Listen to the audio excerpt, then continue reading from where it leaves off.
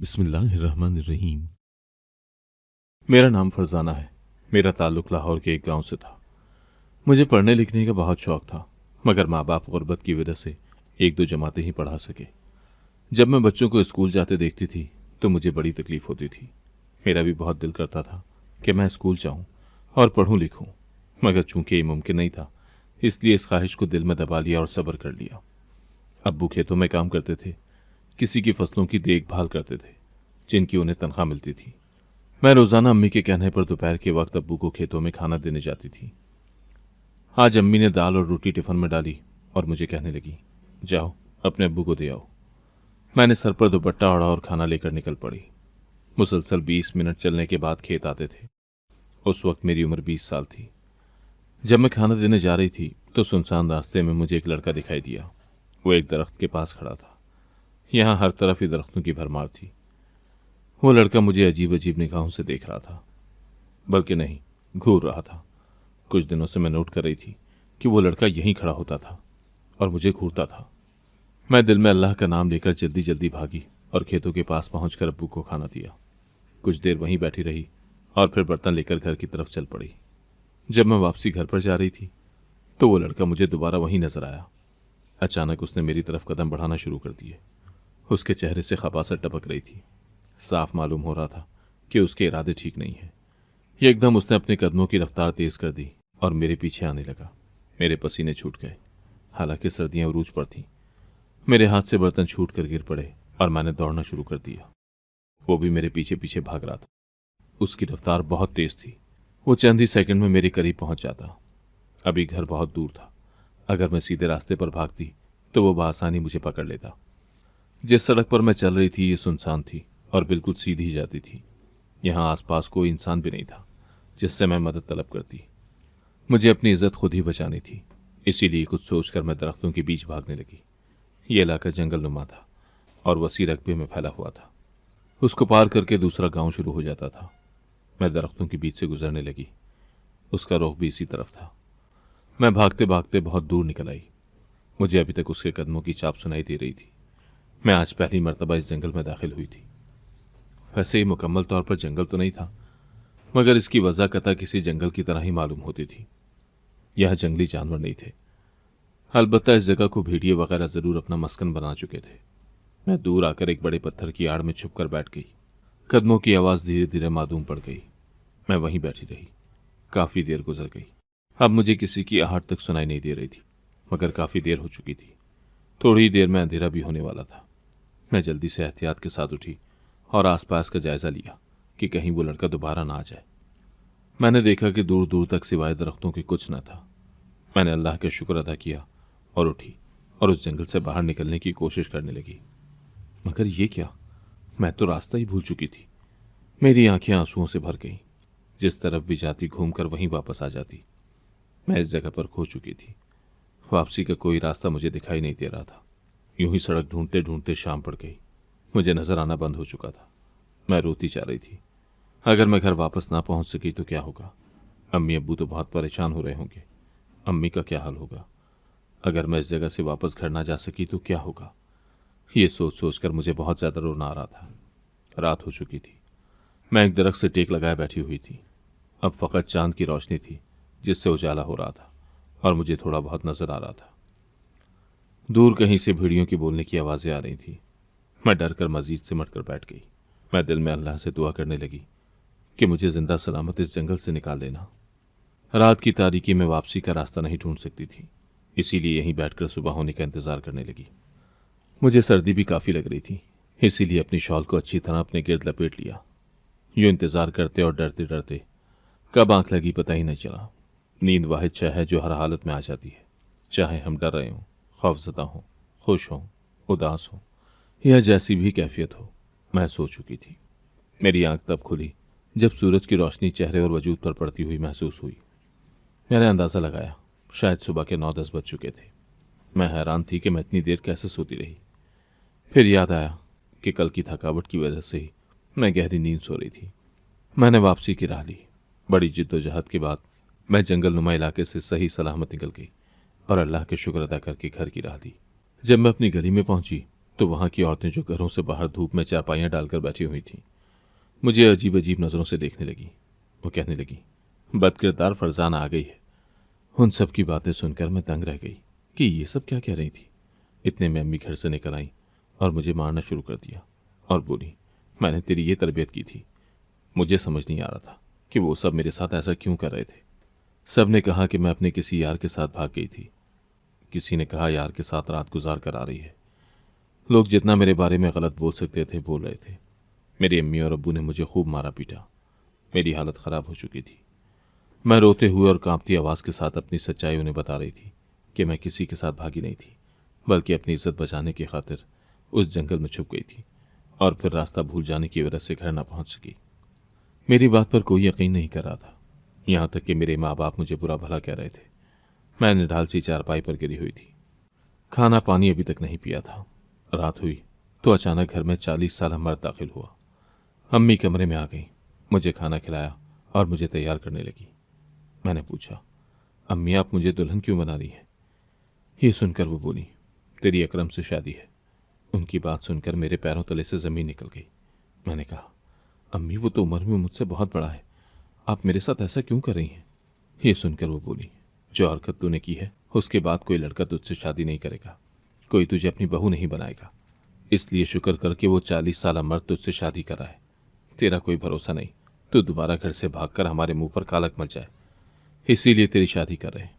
अम्मी की बातों ने मुझे अंदर तक तोड़ कर रख दिया था। हालांकि मैं बेकसूर थी, कसूर ना होते हुए भी मुझे सबकी बातें सुनना पड़ रही थी। मेरी हिम्मत जवाब दे गई थी। मैं आंखों से आंसू बहाने लगी। अब्बू निकाह खवां को ले आए थे और मेरी उस 40 साल मर्द अकरम से शादी हुई और मुझे बगैर कोई दुआ या प्यार दिए रुखसत कर दिया गया। मैं अजियत में थी। मेरी दुनिया यूं पलट जाएगी मैंने सोचा ना था। मुझसे मोहब्बत करने वाले माँ बाप मेरे साथ ऐसा करेंगे मैंने ये भी नहीं सोचा था। मेरी शादी करके उन्होंने मुझसे हर ताल्लुक तोड़ लिया था। मैं सोचती थी कि शायद अकरम अच्छा इंसान होगा, मगर वो एक अच्छा शौहर साबित ना हुआ। हमारी शादी को 5 दिन गुजर चुके थे। वो मेरे पास आया और बोला, जो पैसे तुम्हारे माँ बाप ने दिए हैं वो मुझे दे दो। डरते डरते मैंने उसे पैसे दे दिए तो उन पैसों का याशों में उड़ाने लगा। आए रोज़ उसके दोस्त घर आए रहते और सिगरेट भी पीते और शराब भी पीते। मैं अकरम को मना करती और उसे बताती कि हमारे दीन में ये हराम है, तो आगे से कहता, बदकिरदारी भी हमारे दीन में हराम है। याद करो तुम घर से भाग गई थी, एहसान मानो जो तुम जैसी लड़की से मैंने शादी कर ली, वरना तुम जैसी घटिया औरत पर कोई थूकना भी पसंद न करता। उसकी बातें मेरा दिल तोड़ जाती और मैं खामोश हो जाती। वो जानबूझकर मुझे अजियत देने के लिए ये सब बोलता था। एक दिन अकरम के दोस्त आए हुए थे। वो उनके खाने पीने का इंतजाम करने घर से चला गया। मैं उस वक्त किचन में चाय बना रही थी जब अकरम का एक दोस्त किचन में आ गया। वो मुझे बुरी नज़रों से देख रहा था। उसने मेरा हाथ पकड़ लिया। मैं डर कर किचन से भागी। जब मैं सहन में आई तो उसने दोबारा मेरा हाथ पकड़ लिया। इतने में अकरम घर आ चुका था। उसने ये मंजर देख लिया था। उसका दोस्त साफ मुकर गया और बोला कि तुम्हारी बीवी मुझे अपनी तरफ माइल कर रही है। मैंने रोते हुए अपनी सफाई दी, लेकिन अकरम न माना। उसने मुझे अपने दोस्तों के सामने मारना शुरू कर दिया और बोला कि तुम जैसी औरत हो मैं जानता हूं। मेरा दोस्त सच बोल रहा है। अकरम के लिए मेरे दिल में जो इज्जत थी वो भी खत्म हो चुकी थी। वक्त गुजरता रहा और 10 साल का अरसा गुजर गया। इस दौरान अल्लाह ने मुझे एक बेटा दिया था जिसकी उम्र 5 साल हो चुकी थी। मेरे अम्मी अबू वफात पा चुके थे। मरते दम तक ना ही उन्होंने मेरी बात पर यकीन किया था और ना ही मुझे माफ़ किया था। जब बेटा 5 साल का हुआ तो शौहर की भी वफात हो गई। उसे किसी दुश्मन ने गोली मार दी थी। अब इतने बड़े घर में मैं तन्हा रहती थी।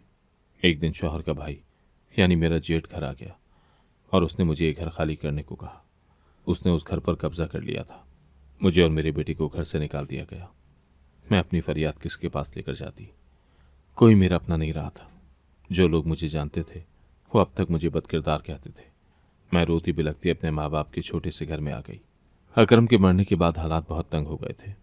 फिलहाल मेरे पास पैसे पड़े थे जो अकरम की अलमारी से मिले थे। ये पैसे इतने ज़्यादा नहीं थे कि सारी उम्र बैठकर हम खा सकते। एक ना एक दिन इन्होंने ख़त्म होना था और तब मुझे ही शायद घर से नौकरी पर निकलना पड़ता। मैं पढ़ी लिखी नहीं थी, इसीलिए शायद लोगों के घरों में सफाई सुथराई का काम ही करने लगती। खैर, मैंने सोचा था कि काम जैसा भी हो मैं खुद के लिए और अपने बेटे अलमास के लिए कर लूँगी। अलमास 6 साल का होने वाला था, इसीलिए मैंने उसे सरकारी स्कूल में डाल दिया। मैं तो पढ़ लिख नहीं सकी थी, इसीलिए अपने बेटे को पढ़ा लिखा कर एक कामयाब इंसान बनाना चाहती थी। वो खुशी खुशी स्कूल जाता था। वक्त निहायत तेजी से गुजरा और उसने 10 जमातें पढ़ ली। अब मैं एक हवेली में नौकरानी थी। हवेली की सफाई सुथराई करके जो भी पैसे मिलते थे उसी से अलमास की फीस अदा करती थी और उससे घर चलता था। अलमास ने मैट्रिक तक तो दिल लगाकर मेहनत से पढ़ा था, लेकिन जब वो इंटर में हुआ तो उसकी पढ़ाई में दिलचस्पी खत्म होती गई। जब उसने बीए किया तो उसके ग्रेड्स बहुत बुरे आए। उसने पढ़ाई छोड़ दी। वो आगे नहीं पढ़ना चाहता था। मैं उसे ऐसा इंसान बनता हुआ नहीं देखना चाहती थी। एक रात मैं जाग रही थी। रात के 12 बज गए थे और अभी तक अलमास वापस नहीं आया था। मैं उसके इंतजार में जाग रही थी। वो रात बहुत देर से घर आया था। मैं उसे बहुत मना करती थी कि घर देर से मत आया करो, मगर वो न सुनता।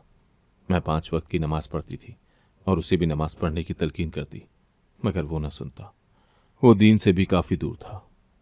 अब उसकी उम्र 25 साल हो गई थी। मैं उसके लिए रिश्ता तलाश करना शुरू कर चुकी थी। मैं जब खुद को आईने में देखती तो अफसोस होता, क्योंकि मैं बहुत बूढ़ी नजर आने लगी थी। हालांकि मेरी उम्र इतनी ज़्यादा नहीं थी। जिंदगी में मुझे बहुत गम मिले थे, जिनका बोझ उठाते उठाते मैं थक गई थी और बूढ़ी हो गई थी। एक रात मुझे नींद नहीं आ रही थी। मैं अपने बेटे के रिश्ते के लिए परेशान थी कि न जाने कब उसके लायक कोई लड़की मिलेगी। मैं अलमास से कुछ बात करने उसके कमरे में गई तो रूह फना हो गई। उसके बाद जो हुआ, उसने मेरे पैरों तले से ज़मीन निकाल दी। मैं अपने कमरे में बैठी हुई थी। अलमास घर से जा चुका था। 3 दिन हो गए थे वो घर नहीं लौटा था। मैं सोचने लगी कि न जाने मुझसे ऐसी क्या गलती या गुनाह हो गया था जिसकी वजह से मेरे साथ इतना कुछ हो गया। फिर मैं सोचती कि मुझे ऐसा नहीं सोचना चाहिए। ये सब मेरी आजमाइश थी। इस दुनिया में जो भी इंसान आता है उसकी आजमाइश होती है। 20 साल की उम्र में मुझ पर इल्ज़ाम लगे और मेरी उम्र से बड़े मर्द से मेरी शादी हो गई। शौहर भी अच्छा ना निकला था। उसने भी मुझ पर बहुत तशद्दुद किया। बेटा भी अच्छा ना निकला। रोते रोते मेरी हालत ख़राब हो गई। मुझे बुखार लग रहा था। मैं पैसे उठाकर दवा लेने चली गई। जब मैं घर वापस आई तो अलमास घर आ चुका था। चूंकि मैं उससे नाराज़ थी, इसीलिए उससे कोई बात न की और ना उसके कमरे में गई। इस बात को अब 1 महीना होने वाला था। हम दोनों के दरमियान बातचीत बंद थी। अजियत वाली बात तो ये थी कि अलमास को इससे कोई फ़र्क नहीं पड़ रहा था। वो अभी तक अपने कमरे में बैठा था। एक सुबह मैं सहन में बैठी चाय पी रही थी, जब अचानक वहाँ अलमास आ गया। वो चलकर नहीं, बल्कि दोनों हाथों और दोनों पैरों पर रेंगता हुआ किसी बच्चे की तरह वहाँ आया था। उसने अपनी ज़बान मुंह से निकाली हुई थी। मैं उसे देखकर हैरान रह गई। मैंने उससे पूछा कि ये तुम क्या कर रहे हो। मेरी बात का उसने कोई जवाब न दिया। वो जिस तरह आया था वैसे ही अपने कमरे में चला गया, जबकि मैं ताज्जुब से उसकी इस हरकत को सोचती रह गई। आज मैं चिकन लेकर आई थी। सोचा था कि कल पुलाव बनाऊंगी। फ्रिज में गोश्त रखकर मैं सोने चली गई, लेकिन आधी रात को आंख खुल गई। कोई जोर जोर से कुत्तों की तरह वाव वाव कर रहा था। मैं हैरान थी, क्योंकि ये आवाज़ मेरे घर से ही आ रही थी। पहले तो मुझे गुमान हुआ कि घर में कोई कुत्ता घुस आया है। उस आवाज़ का ताक़ुब करते हुए मैं किचन में आ गई। जो देखा, मुझे लगा पूरा आसमान सर पर आ गिरा है। सामने ही अलमास ज़मीन पर बैठा हुआ था और अपने मुंह से ज़मीन पर पड़ा हुआ गोश्त खा रहा था। वही गोश्त जो मैं फ्रिज में रख कर गई थी। वो कच्चा गोश्त खा रहा था। मैं चीख कर पूछने लगी कि ये तुम क्या कर रहे हो। वो कुछ न बोला, बल्कि वाह वाह करता मेरे सामने से कच्चा गोश्त खा गया। उसका मुंह और हाथ खून से रंगीन हो चुके थे। उस वक्त रात का 1 बज रहा था। इस मंजर ने मेरी रूह हिला दी। मैं भागकर अपने कमरे में चली गई। मुझे लग रहा था जैसे अलमास में कोई आसेब घुस गया है। सारी रात मैंने डरते हुए और परेशानी से गुजारी। नमाज पढ़कर मैं दिन के उजाले का इंतजार करने लगी। जब उजाला हुआ तो मैं अलमास के कमरे में गई। वो बेड पर लेटा सो रहा था। मैंने उसका माथा चेक किया तो वो बुखार से तप रहा था। मैंने उसे उठाया और उसे नाश्ता करवाया। मैं उससे बात कर रही थी, लेकिन वो कुछ नहीं बोल रहा था। नाश्ता करने के बाद वो वाव वाव करता ज़मीन पर हाथों और पैरों के बल चलने लगा और ज़मीन पर पड़ी हुई चीज़ों को सूंघने लगा। मैं उसकी हालत देखकर बहुत परेशान थी। शाम को मैं उसे डॉक्टर के ले गई। बड़ी मुश्किल से वो पैरों पर चल रहा था, वरना वो बार बार अपने हाथ भी ज़मीन पर चलने के लिए रख लेता। मैंने डॉक्टर साहब को उसकी सारी कैफियत बताई। वहाँ भी अलमास किसी कुत्ते की तरह रिएक्ट कर रहा था। डॉक्टर ने बताया कि उसे कोई बीमारी लग गई है, एक ऐसी बीमारी जिसमें इंसान जानवर की तरह रिएक्ट करता है। इलाज के लिए उन्होंने एक अस्पताल भेज दिया। इलाज पर अच्छे खासे पैसे लग गए, लेकिन अलमास बेहतर ना हुआ। मैं परेशानी से रोती जाती थी। अलमास अब इंसानों की तरह बात नहीं करता था, बल्कि वो सिर्फ 2 लफ्ज़ ही बोलता था, यानी वाह वाह। कुछ चीज़ें और सब्जियां खाता था। ज़मीन से घास तोड़कर खाता। अब अलमास ने बातचीत करना बंद कर दी थी। वो सारा दिन घर में क्रॉलिंग करता रहता था। रातों को सोता भी नहीं था, बस वाव वाव की आवाज़ें निकालता रहता। मैं बहुत डरती थी कि न जाने उसे क्या हो गया है, वो ठीक क्यों नहीं हो रहा। एक मरतबा सहन में एक बिल्ली साथ वाले घर से कूद कर आ गई। अलमास उसे पकड़कर मुंह में डालने वाला था जब मैंने बड़ी मुश्किल से बिल्ली को उससे आज़ाद करवाया। अगर मैं वक्त पर ना आती तो वो बिल्ली को खा ही जाता। मुझे अलमास से अब खौफ आने लगा था। वो मेरे हाथ खुशी से चाटने लगा तो मैं डरकर अपने कमरे में भाग गई। मुझे तो यही लग रहा था कि अलमास पर किसी आसेब का साया है। उसकी हालत मुझे यही बता रही थी। मैंने उसको बहुत से डॉक्टर्स को दिखाया था। अब मुझे यूं लग रहा था जैसे उसमें जिन्नात आते हैं, क्योंकि अगर कोई बीमारी होती तो इतने इलाज के बाद वो ठीक हो जाता। एक दिन मेरी हमसाई घर आ गई और उसने अलमास की हालत देख ली तो वो भी डर गई। मैंने उसे सब कुछ बताया कि अलमास न जाने क्यों इस तरह हो गया है। मेरी बात सुनने के बाद उसने बताया कि इसमें जिन्नात लगते हैं, तुम इसको आमिल के पास ले जाओ। गांव में जो दरिया है उसके करीब ही उनका आस्थाना है। वो बड़े अच्छे आमिल है। उससे मैंने पता समझा और फिर सोचा कि आज ही मैं अलमास को उनके पास ले जाऊंगी। रोज रोज बिगड़ती हुई अलमास की हालत देखकर मेरा दिल कट जाता था। मैं अलमास से नाराज थी, इस बात को तो मैं भूल ही गई थी। आज शाम मैं अलमास को बहलाकर गांव के दरिया के पास पहुंच गई और उस आस्थाने में पहुंच गई। वहां पहले से कुछ औरतें थी जो एक छोटे से कमरे में जहां आमिल साहब थे एक एक करके जाती जा रही थी। जैसे ही मेरी बारी आई मैं अलमास को लेकर आमिल साहब के पास आई। उन्हें अलमास की हालत के बारे में बताया। उसकी हालत देखने के बाद वो बोले, इस पर किसी आसेब का साया नहीं है, बल्कि इसको किसी की बद्दुआ है। आमिल साहब की बात सुनकर मेरी रूह फना हो गई और मुझे वो रात याद आ गई। उस रात जब मैं अलमास से बात करने उसके कमरे में गई तो मैंने देखा कि अलमास के पास ढेर सारे पैसे थे। उसके पास शराब की बोतल पड़ी हुई थी। वो शराब पीते हुए कह रहा था कि कल मैं हर सूरत जुआ जीत कर रहूंगा। ये देखकर मैंने उससे गुस्से में शराब की बोतल छीन ली और पैसे उठा लिए और उसे सख्ती से कहा कि अगर उसने आइंदा शराब को हाथ लगाया तो मैं उसके हाथ तोड़ दूंगी। ये सुनकर वो आग बगोला हो गया और मुझसे शराब और पैसे छीनने लगा। मैंने उसके मुंह पर थप्पड़ मार दिया था ताकि वो होश करे, मगर गुस्से में उसने मुझे जूती से मारना शुरू कर दिया। मैंने उससे बद्दुआ दी थी कि आज तूने अपनी मां पर हाथ उठाया है, अल्लाह तुझे जानवर बना दे। मैं ये कहकर अपने कमरे में बंद हो गई और रोने लगी कि मेरी तरबियत में कहाँ कमी रह गई थी कि अलमास इतना बुरा लड़का बन गया है। मैं होश की दुनिया में वापस आई और आमिल साहब को सब सच बता दिया। वो कहने लगे, ये तुम्हारी बद्दुआ का असर है। इस बद्दुआ के असर से वो कुत्ते जैसा बन गया है। अब तुम बद्दुआ वापस लोगी तो ही ठीक होगा, वरना सारी उम्र इसी तरह रहेगा। माँ की दुआ और बद्दुआ बड़ी जल्दी अर्श पर पहुंचती है। आमिल साहब की सब बातें मुझे समझ में आ गई थी। मैं रोने लगी कि मैंने अलमास को क्यों बद्दुआ दी थी। घर आकर मैंने अलमास को सुलाया और अपने कमरे में आकर जाय नमाज बिछाकर रोते हुए अल्लाह से दुआ करने लगी कि अलमास ठीक हो जाए। कुछ दिन मैं मुसलसल नफिल नमाजें भी पढ़ती रही। एक हफ्ते बाद मुझे अलमास में बेहतरी नजर आई और फिर दुआओं के बाद वो बिल्कुल ठीक हो गया। मैंने उसे गले से लगा लिया। वो भी रो रहा था और मुझसे माफिया मांग रहा था कि आइंदा कभी कोई बुरा काम नहीं करेगा और ना ही मुझ पर हाथ उठाएगा। उसने अपना वादा पूरा किया था। वो एक अच्छा इंसान बन गया था। अब वो 5 वक्त की नमाज पढ़ता था। मैं खुश थी कि अब सब ठीक हो गया है। अलमास ने भी सबक सीख लिया था। अगर आपको आज की कहानी पसंद आई है तो वीडियो को जरूर लाइक कीजिएगा और अपने दोस्तों के साथ भी शेयर कीजिएगा। और हाँ, अगर आपने अभी तक हमारा चैनल सब्सक्राइब नहीं किया तो जरूर सब्सक्राइब करें। मिलते हैं कल एक नई और दिलचस्प कहानी के साथ। अल्लाह हाफिज।